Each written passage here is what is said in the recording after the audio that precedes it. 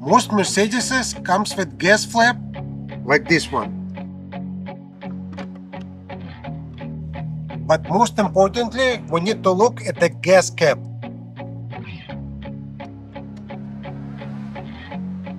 If you look at this gas cap, you'll notice this big piece of plastic right here.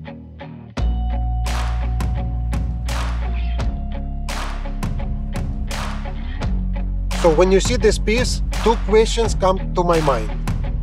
What is it? And how do you use it?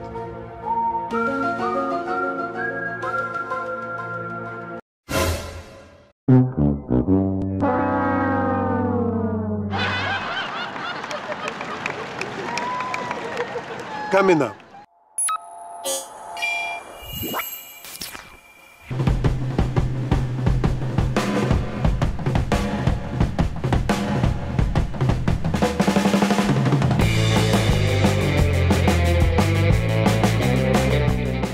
The problem with the gas cap is whenever you fill up the gas tank, it's freely hanging, touching and scratching your vehicle body panel, which may also spill some gas and destroy the paintwork. Well, we all know the body paint job is very expensive, but how do we prevent it?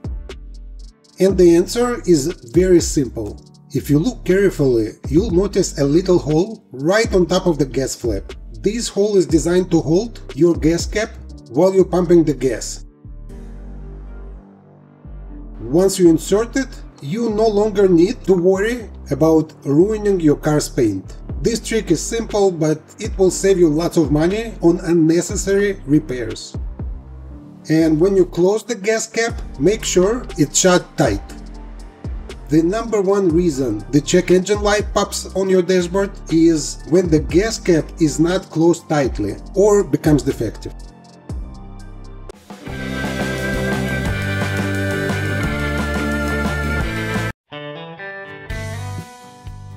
And while we talk about gas, let me give you tip number 2.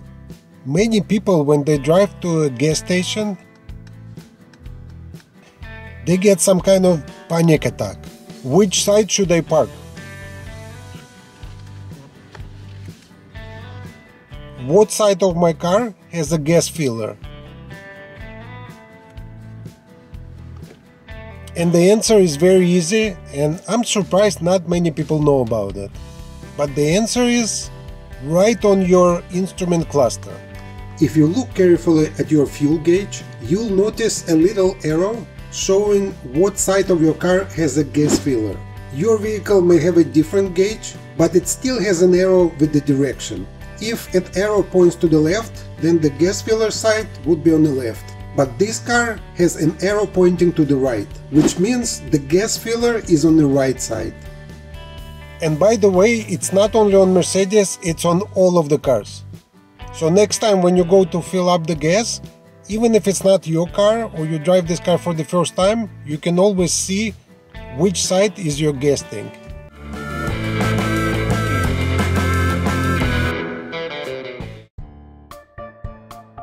Some Mercedes models have a massage option for their seats. But even if your particular car doesn't have it, you may have a feature called Kinetic seats.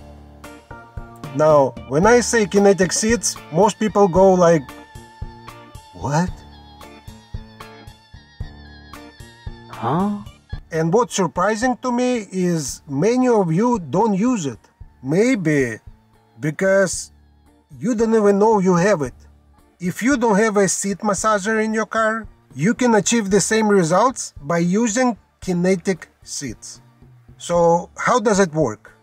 Well, instead of giving you a full body massage, it massages intermittently. So instead of going like this, it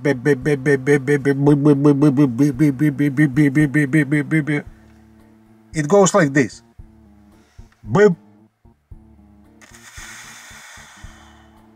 And then like 30 seconds after, and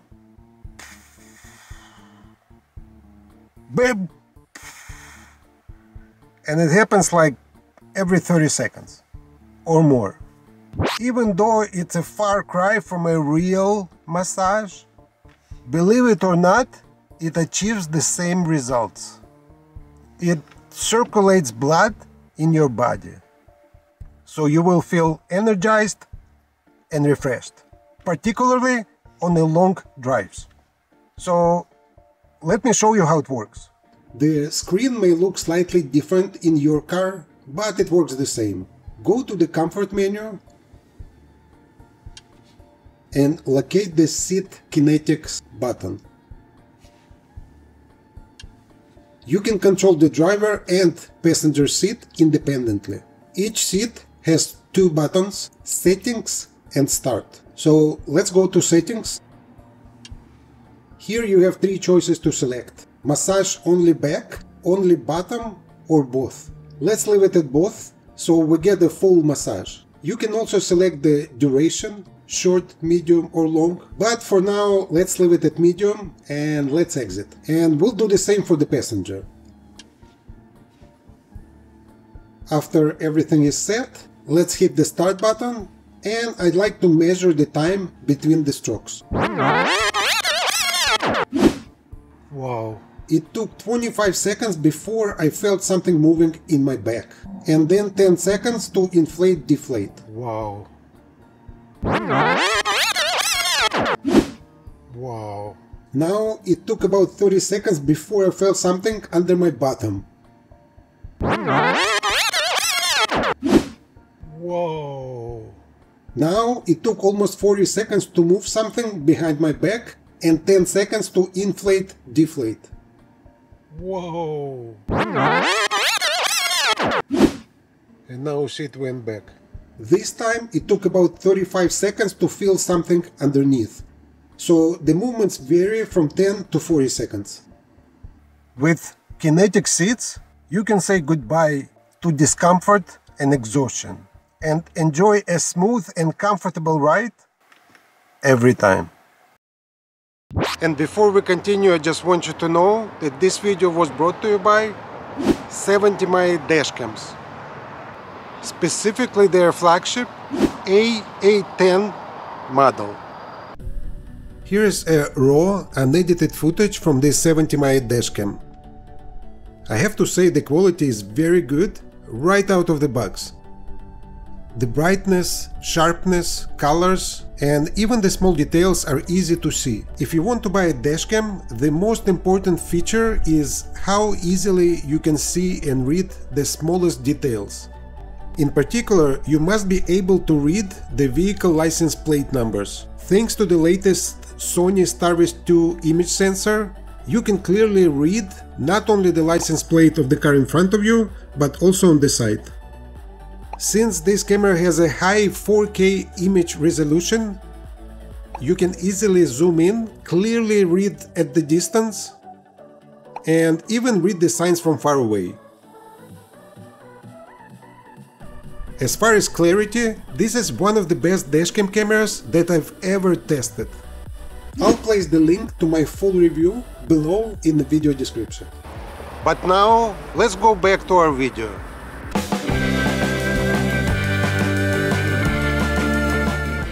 Many people ask me the same question: what's the best pressure for my tires? And the obvious place to look for it inside your gas flap. And many people do, because it's right in your face every time you fill up your car with gas. But it's important to understand that these are generic suggestions based on average tires suitable for your vehicle.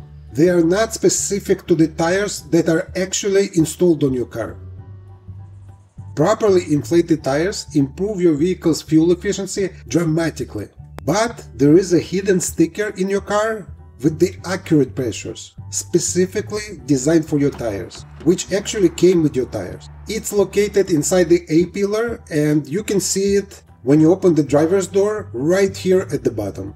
Just remember to measure when the tires are cold. You should check your tire pressure at least once a month, especially when the weather temperature is changing. That will ensure not only long life for your tires, but also savings at the gas pump. Personally, I recommend getting one of these portable tire inflators, as they save you a lot of money on gas. I reviewed a couple of good ones already, You can watch my video reviews, the links are below in the video description.